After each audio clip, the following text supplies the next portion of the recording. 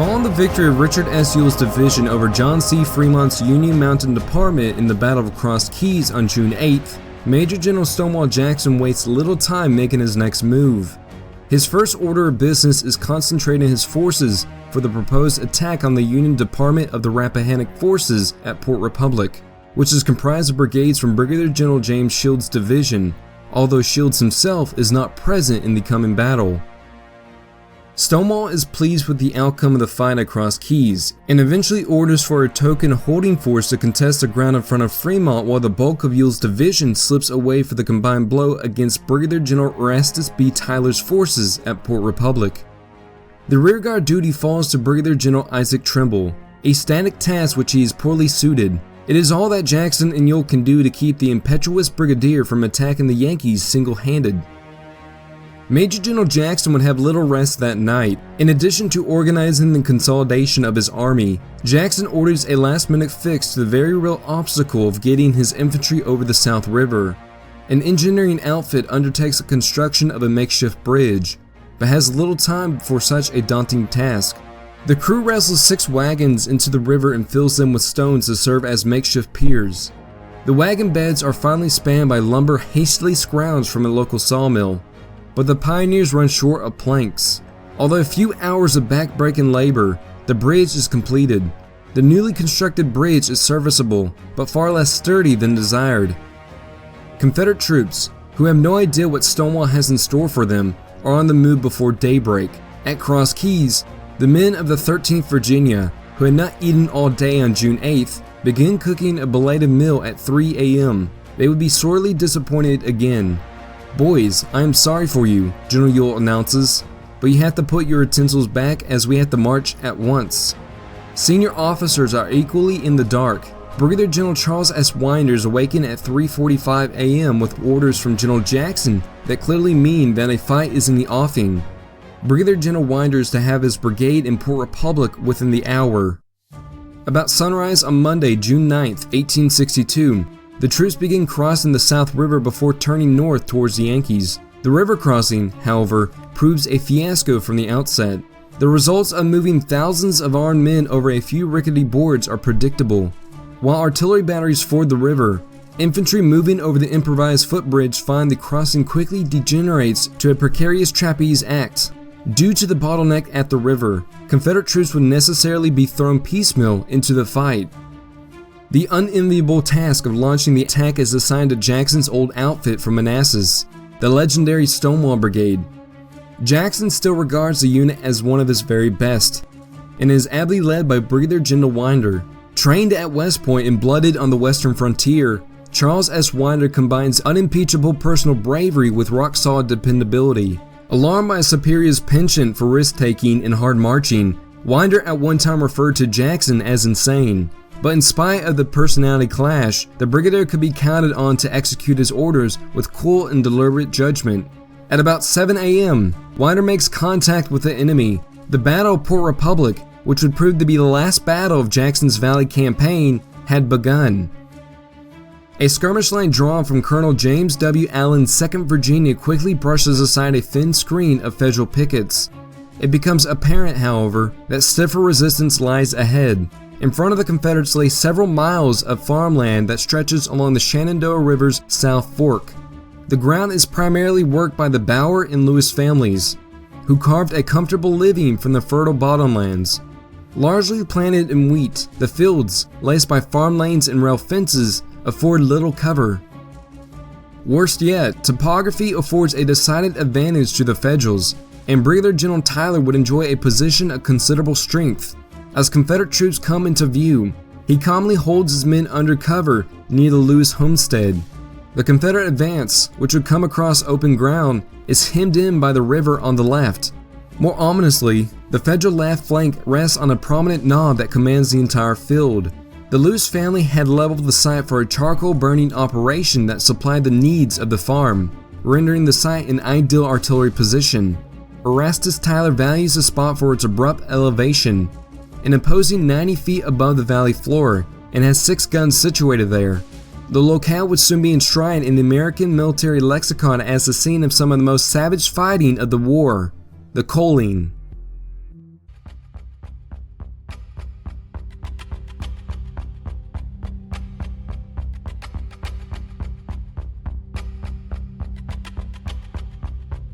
Stonewall Jackson immediately grasps that possession of the Coline carries victory with it, and orders Winder to seize the hill. General Winder, however, has only 4 regiments of the Stonewall Brigade with which to work. The Brigadier General orders the 2nd and 4th Virginia to execute a wide flanking maneuver through the woods on the right from which they can assault the Coline. Captain Joseph Carpenter's Allegheny Roughs battery is to support their advance. As Captain Carpenter moves forward to occupy the enemy, Winder deploys his remaining 2 regiments, the 5th Virginia on his left and the 27th Virginia on his right. The infantrymen are backed up by the stalwart gunners of the Rockbridge Artillery led by Captain William T. Pogue.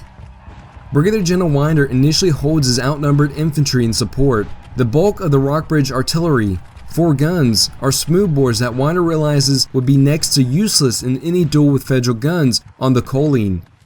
Captain Pogue consequently deploys with just 2 10-pounder Parrott rifles, which go into battery line in a wheat field next to the Bower farm lane. They are soon joined by 2 pieces from Carpenter's battery, which have gotten nowhere in a failed attempt to work its way through the underbrush off the Confederate right. From the outset, the Confederate attempt to flank the Coline is deteriorating.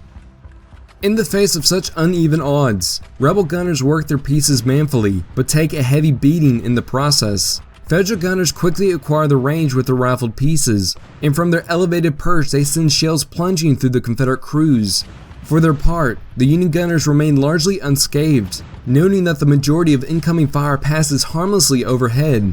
Jackson is proud of his artillerists, but he notes that they are outmatched. The artillery fire was well sustained by our batteries, but found unequal to that of the enemy, he wrote.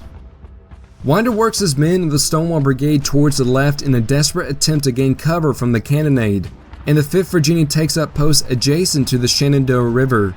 Brigadier General Tyler finally unleashes his own infantry, when left in a broad arc that leaves his lane stretched across the valley floor along the loose farm lane.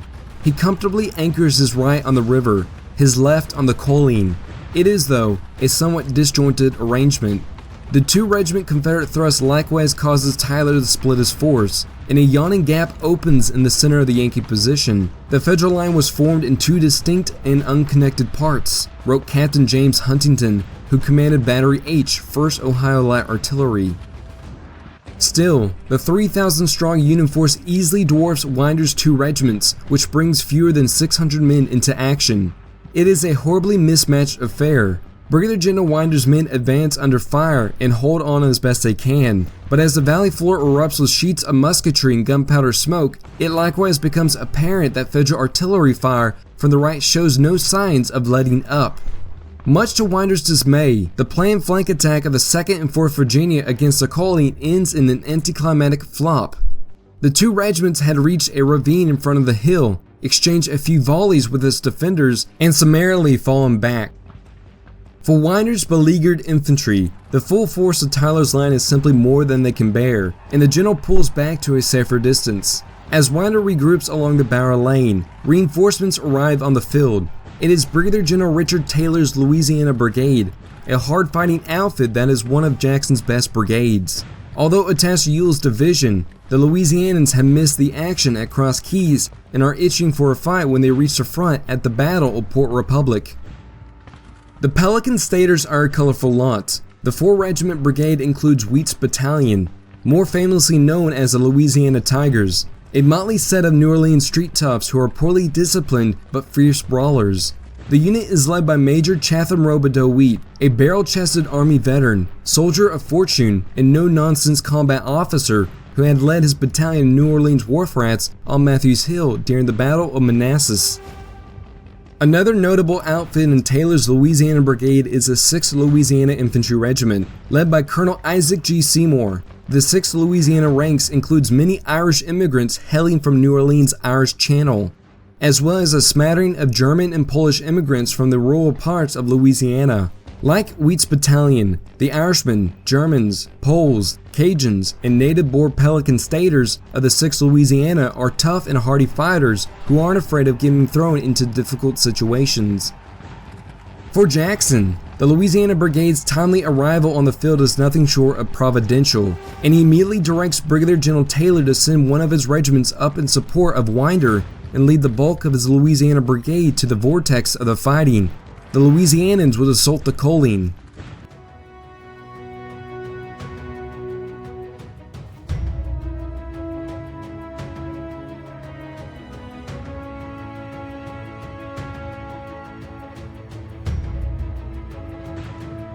Winder's men of the Stonewall Brigade are glad to have the help. Under the pressure of a federal counterthrust, the rebels are holding on as best they can at the Bower Lane, while Taylor takes time to move up the rest of his brigade in a wide flanking maneuver around the Colleen. Winder strengthens the center of his line with Colonel Harry T. Hayes' 7th Louisiana, which was detached by Taylor to support the Stonewall Brigade, and rushes forward a battery of horse artillery under the command of Captain Roger Preston Chew. As the guns of Chew's battery roll into action, they enter a maelstrom. Enemy fire sweeps the field, which recalled artillerist George Neese was covered with limping, bleeding, and groaning men. Winder's hard-pressed troops are nearly frantic for assistance amid the storm. "Hurry up!" they shout to the gunners. "They're cutting us all to pieces!" With his line stabilized, Brigadier General Winder faces a crucial decision. Even after strengthening his line, the position, subjected as it is to a terrible plunging fire from the enemy artillery, is a treacherous one. With the Louisiana Brigade on the move for the Colleen, Winder feels compelled to make the most of the unenviable of tactical judgments by launching his men directly into the Federals. The counterattack is a desperate attempt to distract the attention from Taylor's Louisianans, on whose fortunes the fate of battle obviously rests. The Confederates went forward gamely enough, recalled an admiring Winder, in gallant style with a cheer. Winder's four-line counterattack is a grim sacrifice. The Confederates brave the firestorm and suffer horrendous casualties. Guns on the Colleen, thought 7th Louisiana Captain Daniel Wilson, poured streams of shell and shot, mowing down our men like grass. The earth seemed covered with the dead and wounded. Union musketry adds to the bloodshed, and the 3 assaulting regiments are badly mauled. Their Federal opponents fare a little better. The 7th Indiana on Tyler's right suffers especially heavy losses as it fights it out with the 5th Virginia. Colonel James Gavin stalks up and down his line of Hoosiers, bellowing orders and waving his sword overhead. The common soldier dies without such heroics. Despite taking a toll on their northern opponents, the rebels are forced to fall back, and Winder's Scratch Brigade rallies behind a rail fence. Sensing victory, Federal infantry lunge forward in a counterattack. As the Northerners sprint headlong across the wheat fields, the Confederates break for the rear. Backwoods hunters from the 7th Indiana work around the left flank of the 5th Virginia and unleash a galling enfilade fire. Colonel Gavin shouts simple orders to his Hoosiers: "Load, charge bayonets, and at 'em!" It is more than the outnumbered Confederates can bear. The enemy pressed his men so hard, reported Winder, that it was impossible to rally them. Just when all appears lost, Brigadier General Winder catches a glimpse of 2 Confederate regiments lying prone well to the front. It is Major General Ewell, fresh on the field after a hard march from Cross Keys and eager to strike a blow. He has arrived at the head of 2 regiments, the 44th and 58th Virginia. After swinging through the woods to the right and turning back towards the valley until he was facing the left rear of the charging Federals, he immediately knows what has to be done. Leading a headlong charge into the open, Ewell bursts into the Federal rear, delivers a concentrated rifle volley at close range, and stalls the Federal advance. But Ewell's Virginians, who have exposed their own flank by moving forward, pay a dreadful toll for their effort. Federal guns on the Colleen send shells crashing through the ranks, and the rebels fall back to the cover of the woods. Despite a continued trickle of Confederate reinforcements, morale flags after Winder has been so roughly handled. Only the capture of the Federal artillery batteries on the Colleen could save Jackson from a crushing defeat.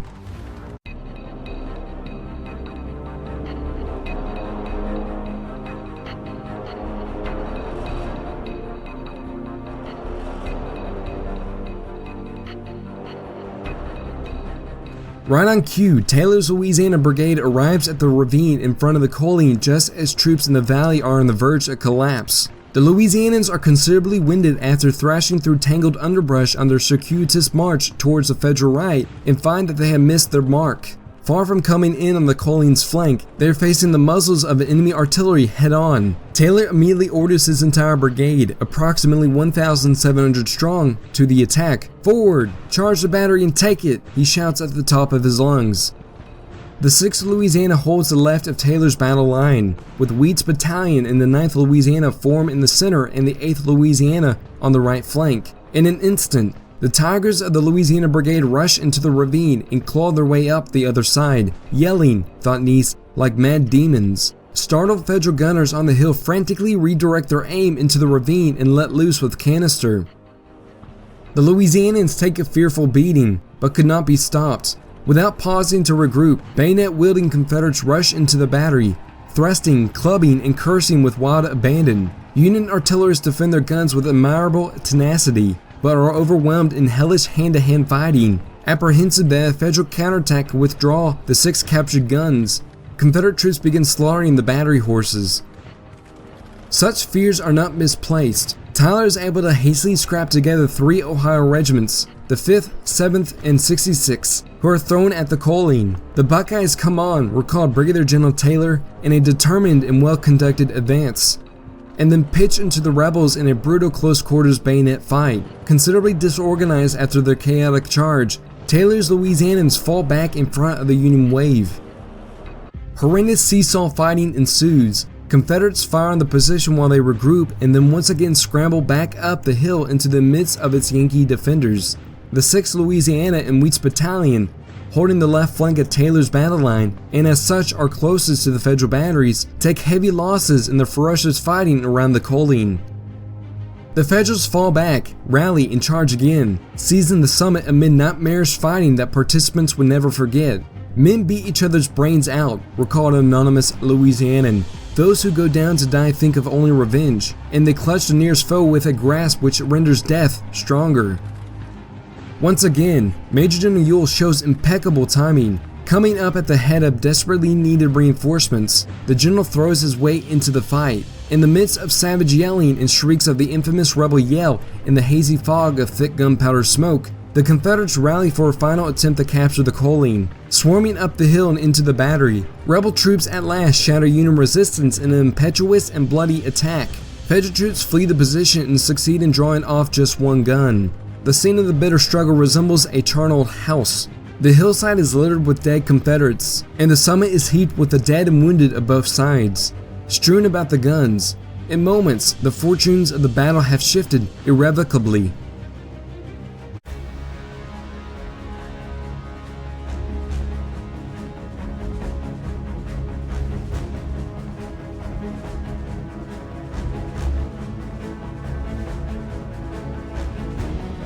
With the fall of the Colleen, the Federal battle line down in the valley begins to rapidly unravel. Tyler issues orders for a general withdrawal, and although some of his troops put up a running fight, the retreat eventually degenerates into a chaotic rout. Sensing that a total victory is within grasp, Stonewall Jackson rides to the front and orders his entire line forward. The rebels threw the rear of our column in great disorder, recalled Union 4th Brigade Commander Colonel Samuel Carroll. It is a miraculous and sudden turn of events. Confederate troops who had been taking a grim beating all day rushed forward on the heels of the retreating Federals, and Jackson hurriedly sends up reinforcements that are arriving on the field. With the Yankees on the run, an exuberant Jackson is clearly in his element. "He who cannot see the hand of God in this is blind, sir, blind," Jackson said to Ewell.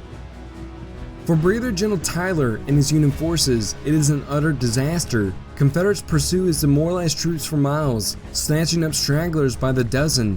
After the battle has ended in catastrophe and his presence on the scene is nearly pointless, Major General John C. Fremont at last stumbles his way onto the hills overlooking the battlefield. His approach has been quite leisurely.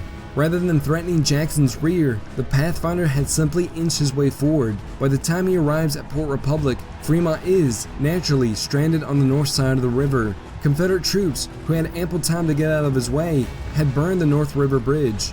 The Pathfinder then makes one of the most arguably pathetically impotent gestures of the war. Unlimbering his artillery on the heights overlooking the river, Fremont commences shelling the battlefield, where ambulance crews, as well as wounded of both sides, desperately scramble for cover. For his part, Stonewall Jackson has no further desire to meddle with either Fremont or Shields, both of whom have been largely emasculated during the fighting of the previous 2 days. The Battle of Port Republic ends in the late afternoon of June 9th. The battle has incurred 1,002 Union casualties and 816 Confederate losses. By the following morning, Jackson's troops have drawn off and are safely tucked away in the upper reaches of Brown's Gap in the Blue Ridge Mountains. After their lackluster performances, both Federal commanders receive orders to fall back. Major General Irving McDowell explains that Shields' troops are needed for the campaign against Richmond, and it is not considered expedient to continue the chase. Exactly whom had been chasing who during the 1862 Valley Campaign is likely an inscrutable mystery to the Lincoln administration. Jackson's stunning twin victories at Cross Keys and Port Republic on June 8th and 9th, 1862 comes at a heavy price. The ghastly human wreckage that litters the battlefield belays any pretenses to martial glory. Confederate losses for the 2 days amount to roughly 1,200 overall, including 239 killed. Federal forces have suffered even greater losses, 272 killed and 1,600 wounded and missing. Even the unflappable Stonewall Jackson is shocked by the carnage. "I never saw so many dead in such a small space in all my life," he wrote.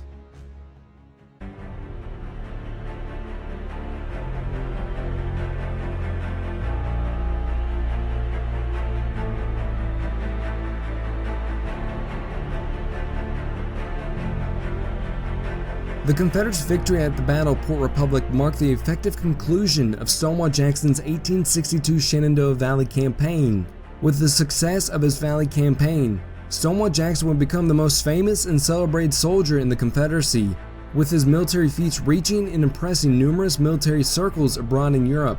Jackson's victories in this campaign greatly bolsters the sagging morale of the Confederacy, with his successes seemingly being the only good news the Southern press could cover from the front lines over the past few months. In a classic military campaign of surprise and maneuver, Stonewall Jackson had pressed his army to travel 646 miles in 48 days of marching, and had won 5 significant battlefield victories with a Confederate force of about 17,000 against a combined Union force of over 50,000. Jackson had accomplished his difficult mission that had been given to him back in November of 1861, causing Washington to withhold over 40,000 troops from McClellan's offensive on the Virginia Peninsula. Finally, Stonewall Jackson's brilliant strategies and tactics of maneuvering his smaller army and quickly striking out against larger Union armies and defeating them in detail will become extensively studied by both historians and military organizations and academies across the United States and abroad, making Jackson's Valley Campaign a textbook example for military history of how to successfully wage a campaign of rapid movement and defeating larger armies in detail. The strategic magnitude of the Federal repulses at Cross Keys and Port Republic would become readily apparent in the coming weeks. Stonewall Jackson, having thrashed every Federal command in the Shenandoah Valley, is now at liberty to transport his troops to Richmond, with General Robert E. Lee swelling the ranks of his reorganized army in Northern Virginia in preparation for a major counteroffensive campaign against George B. McClellan's Army of the Potomac that would culminate in late June of 1862 in a series of engagements that would become known as the 7 Days Battles.